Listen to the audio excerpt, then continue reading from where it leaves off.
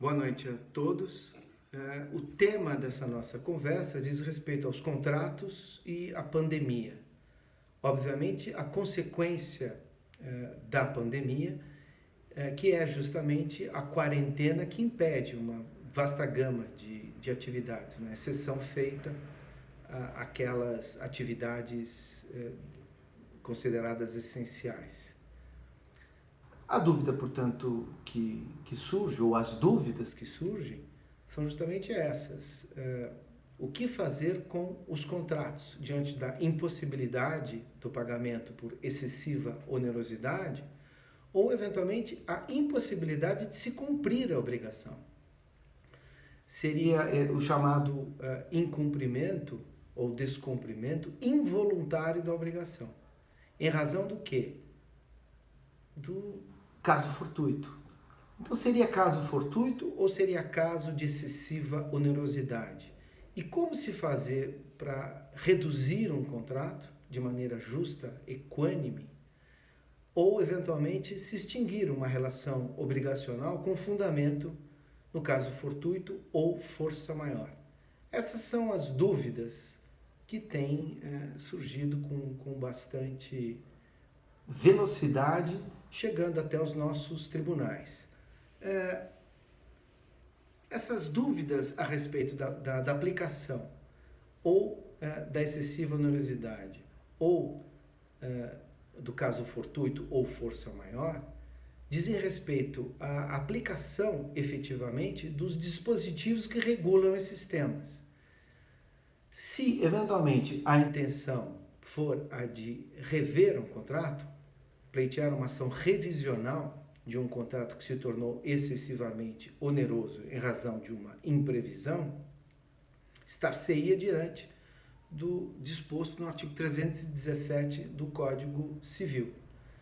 Se, por outro lado, diante da excessiva onerosidade se pretende a resolução do contrato, o dispositivo nas relações entre particulares é o 478 do mesmo Código.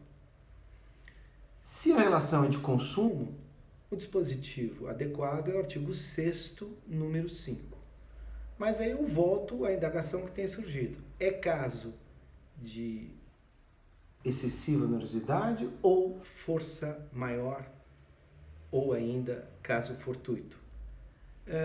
O que é importante nós imaginarmos na situação que estamos vivendo, dessa pandemia provocada pelo coronavírus, que leva à doença Covid-19, é justamente a questão que envolve, primeiro, a ideia de contrato. Né? Quando nós falamos em contrato, dois temas vêm à mente. Primeiro, a ideia de comutatividade. Então, quando se fala em comutatividade, estamos falando de uma relação em que prestação e contraprestação devem ser o quê? Equilibradas, proporcionais, razoáveis. Aquilo que uma pessoa contrata com a outra tem de existir o quê? Essa ideia que vem, que é uma ideia aristotélica de divisão da justiça, portanto, comutativa, que não se aplica apenas aos contratos. O segundo ponto que envolve um contrato, em especial nos contratos de trato sucessivo, né, aqueles contratos à prestação, é justamente o quê? A ideia de temporalidade. Então, são dois os temas, comutatividade e temporalidade. A pandemia que estamos a viver, com a impossibilidade de atividades profissionais, atividades empresariais, exceção feita àquelas denominadas essenciais, causam o rompimento desse equilíbrio contratual. Não é?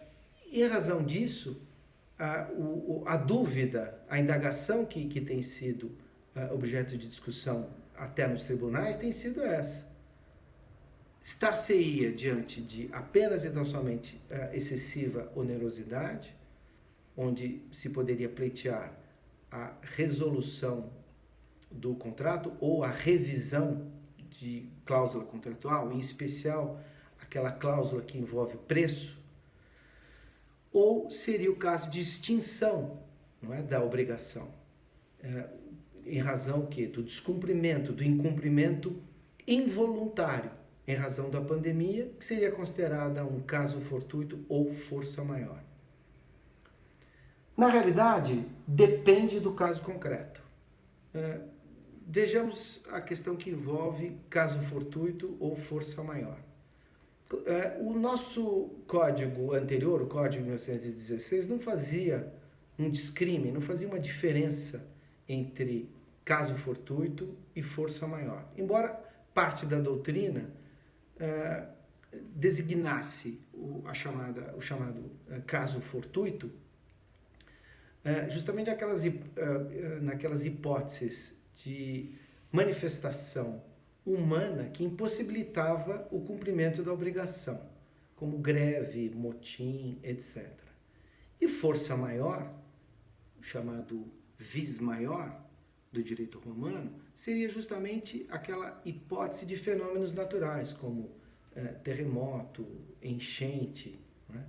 E no caso que estamos a tratar, né, que é o da pandemia, seria justamente a ideia de caso fortuito externo ou força maior, nessa modificação ou nessa criação do saudoso professor Agostinho Alvim, que fez a parte obrigacional do nosso Código Civil, que fez essa distinção entre fortuito interno e fortuito externo, em especial nas relações empresariais e de consumo.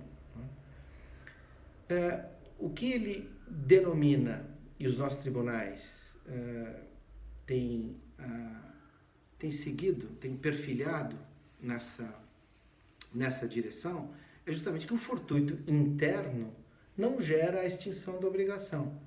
O fortuito interno, segundo o professor Agostinho Alvim, seria aquela hipótese de uma empresa, por exemplo, que exerce uma atividade e esse fortuito deveria ser o quê? Interno, relacionado à sua própria atividade. Como, por exemplo, uma empresa que tem o dever de transportar uma mercadoria, mesmo que ocorra algum insucesso nesse trajeto, não há que se falar em fortuito externo, mas sim interno, em razão do vínculo que se estabelece entre a atividade e o contrato realizado, obviamente, com esse transportador e uma pessoa interessada. Esse, portanto, seria fortuito interno, que não daria aso, não daria margem, portanto, à possibilidade de se alegar a extinção da obrigação. E o fortuito externo seria a força maior. E aí englobaria qualquer outro tipo de situação que não fosse da própria atividade empresarial. E seria o caso de uma enchente, de um terremoto, ou mesmo numa situação que estamos vivendo nesta pandemia. Portanto, analisando um caso específico, não é? Como, por exemplo, a atividade de uma empresa que deve cumprir uma obrigação e essa obrigação se torna impossível, nós estamos diante o quê? De dois temas: inevitabilidade e necessariedade. Ou seja, essa empresa, por exemplo, que tem que entregar um equipamento relacionado como, por exemplo, um respirador, e não tem esse respirador no mercado. Existe um prazo que ela deveria cumprir, ela não tem como cumprir esse prazo. No contrato existem multas que não vão ser previstas diante o quê? Diante justamente desse fortuito externo, que é o coronavírus. Se não existe o produto em razão do Estado ter adquirido, por exemplo, todos esses respiradores ou, eventualmente, qualquer outro equipamento que não mais existe no mercado em razão da pandemia, o caso é típico de fortuito externo ou força maior. Ou seja, a empresa pode simplesmente, se receber o dinheiro antecipadamente, devolver o dinheiro e não cumprir com a sua obrigação. Não pagará também multa ou qualquer outro tipo de sanção prevista no contrato. Diferentemente, seria a hipótese que envolve as relações de locação. Se nós verificarmos as relações locatícias, há pleitos também já no Poder Judiciário, aqui em São Paulo já há algumas decisões, em outros estados também. E o que é importante verificar é que se há ou não intenção de se persistir na relação ex locato, na relação locatícia. Se uma empresa não pode exercer a sua atividade, mas pretende continuar a alocar um determinado bem imóvel, por exemplo, ele tem de pleitear uma redução do valor locatício. Até porque, na outra parte, existe o quê? Um locador que pode depender efetivamente daquela locação, até mesmo para a sua sobrevivência. E mesmo que isso não ocorra, tem de existir o quê? Bom senso, senso jurídico e razoabilidade. Algumas decisões têm determinado uma redução de 50%, em outras 60%, 70%, tudo dependendo, portanto, do caso concreto.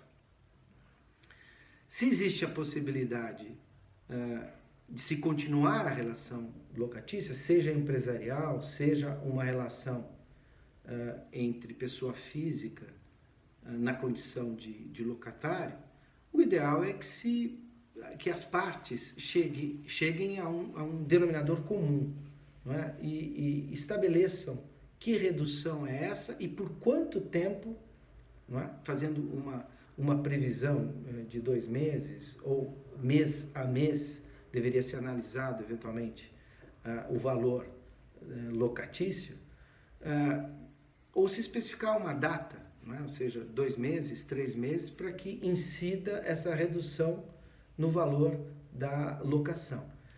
Por outro lado, se tanto uma empresa como uma pessoa jurídica não tem mais condições financeiras ou não tem mais interesse nessa relação locatícia, seria caso de fortuito externo, força maior? Sim, seria caso. Pode-se imaginar, pode-se pleitear, melhor dizendo, a resolução do contrato, não é? Diante desse incumprimento ou descumprimento involuntário do pagamento do aluguel? Sim.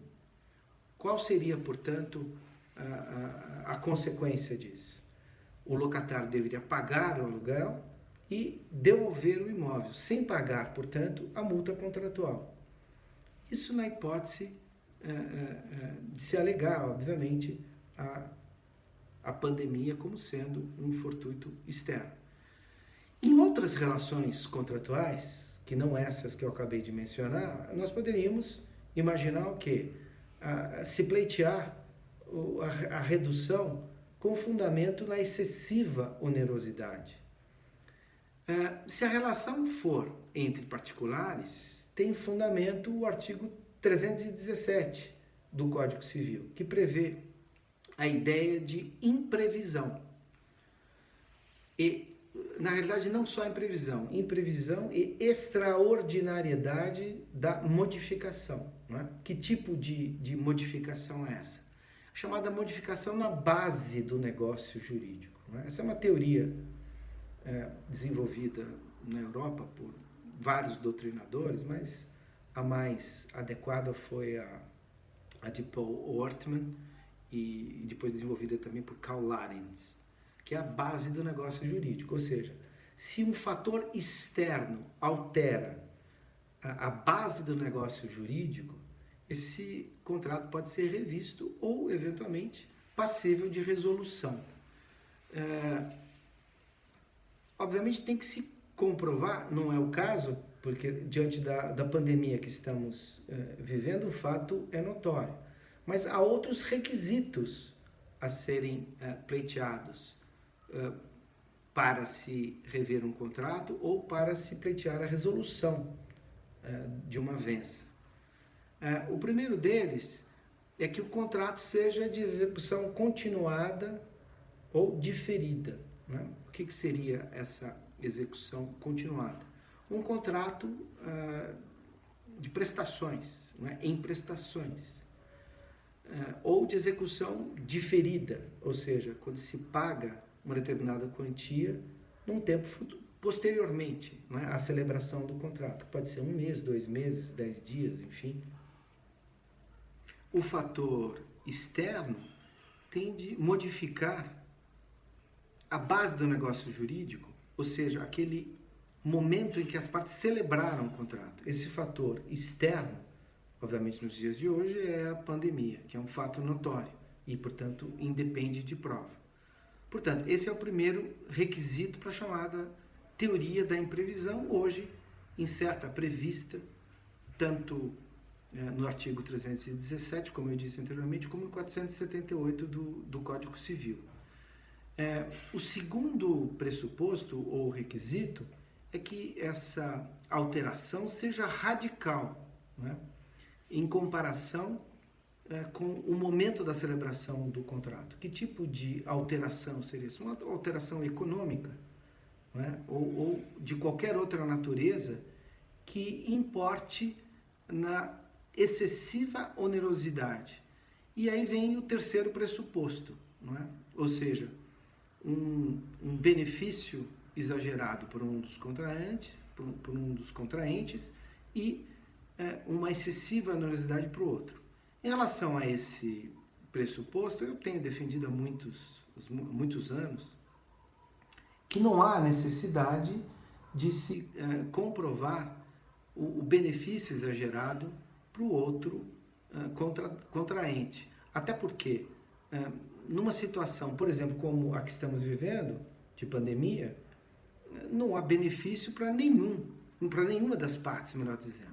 Então, quer dizer, basta que se comprove a excessiva onerosidade. Se alguém não tem condições de exercer a sua atividade e deve pagar algo proveniente de um contrato,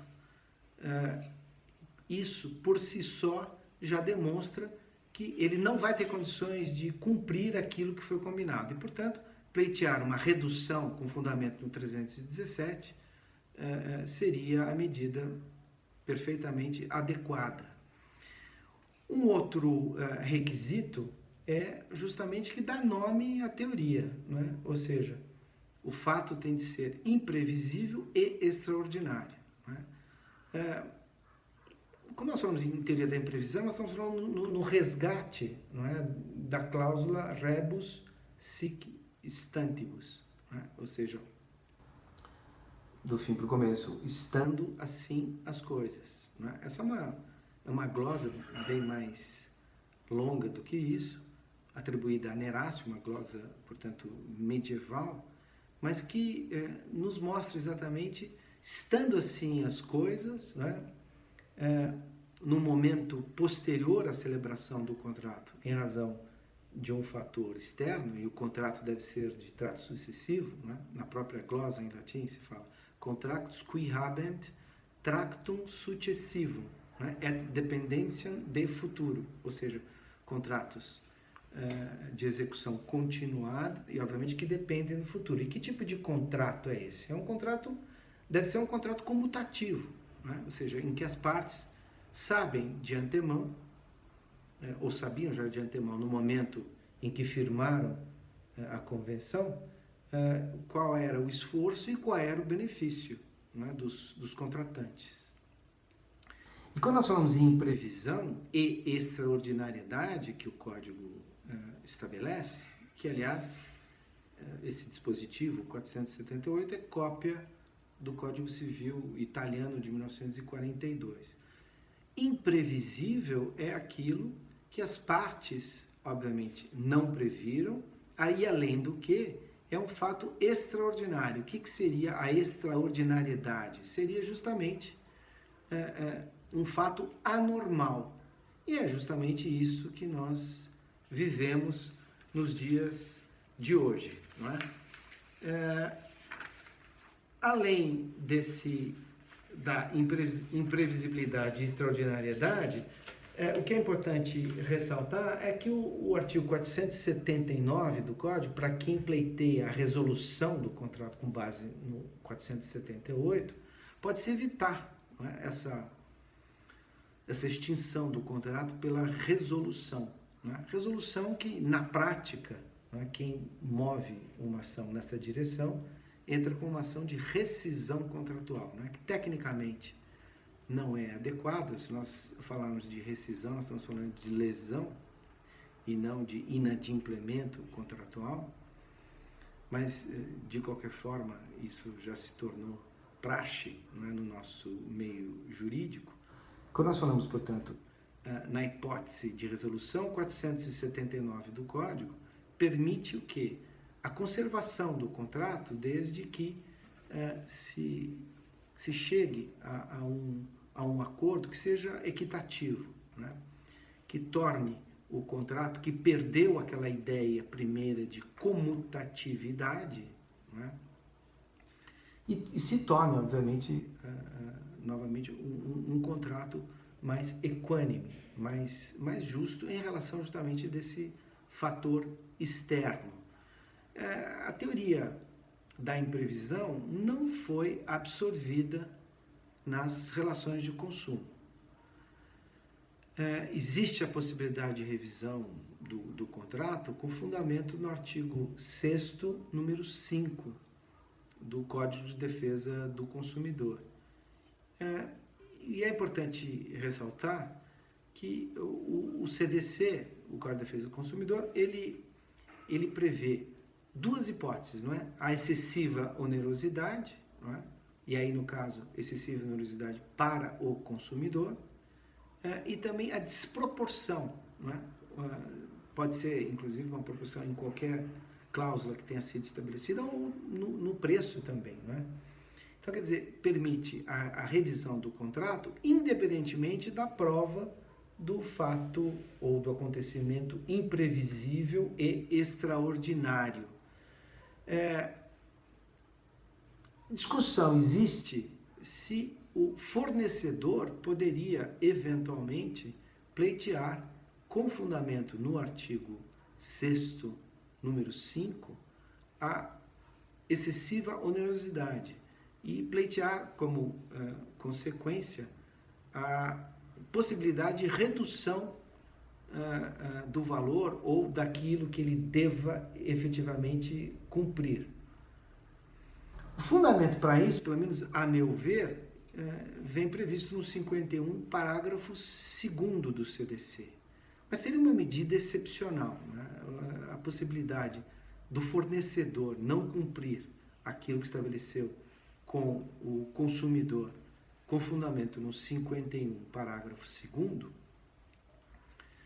em que fala que qualquer, seja fornecedor, seja consumidor, em havendo uma desproporção naquilo que foi combinado, pode ser efetivamente revisto.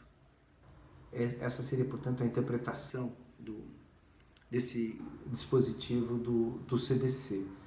Então, vejam, em conclusão, a gente pode imaginar o seguinte: a situação que nós estamos vivendo pode tanto dar margem ao caso fortuito ou força maior, levando, portanto, ao inadimplemento involuntário da obrigação, que resultaria na extinção do contrato por resolução, sem que a parte, obviamente, que sofreu esse mal, não é? Como, por exemplo, a impossibilidade de exercer a sua atividade, possa deixar como consequência de pagar as multas, enfim, qualquer outro tipo de pena estipulada contratualmente. O 317 do Código Civil e o 478 impõem a prova de que esse fato imprevisível e extraordinário alterou profundamente a base do negócio jurídico, né? E obviamente que isso causou excessiva onerosidade.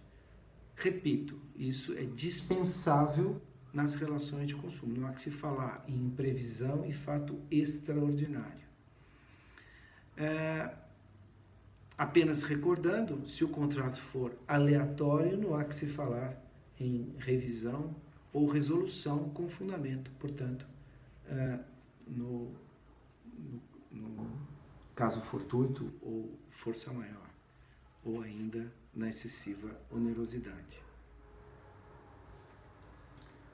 Nas relações de consumo, os nossos tribunais já vêm decidindo há bastante tempo que incide, obviamente, o caso fortuito ou força maior. Na realidade, os autores do anteprojeto do Código de Defesa do Consumidor não previram essa hipótese, né?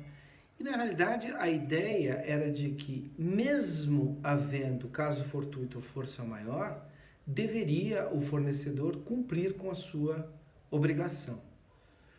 Isso, obviamente, em razão da nossa jurisprudência ter alterado, possibilita, portanto, esse argumento, obviamente, para o descumprimento da obrigação, mesmo em se tratando de uma relação de consumo. São essas, portanto, as observações a respeito desse tema tão palpitante que envolve os contratos, a pandemia e a quarentena. Obrigado.